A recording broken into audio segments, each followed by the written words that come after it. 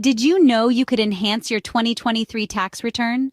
Visualize this. You're comfortably seated at your kitchen table, enjoying your morning coffee, and you stumble upon the possibility of earning up to $3,200 in credits for home improvements you've already undertaken. Seems like a fantasy, right? But it's not. It's termed as the Energy Efficient Home Improvement Credit under the Inflation Reduction Act.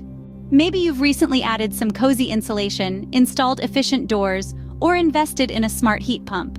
If you made these changes in 2023, you're in for a treat.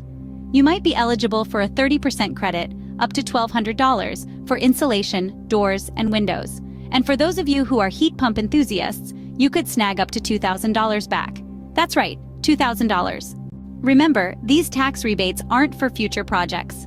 They're for the awesome changes you've already made in 2023. So, take a moment to think back on any home improvements you've made. You'll thank yourself later.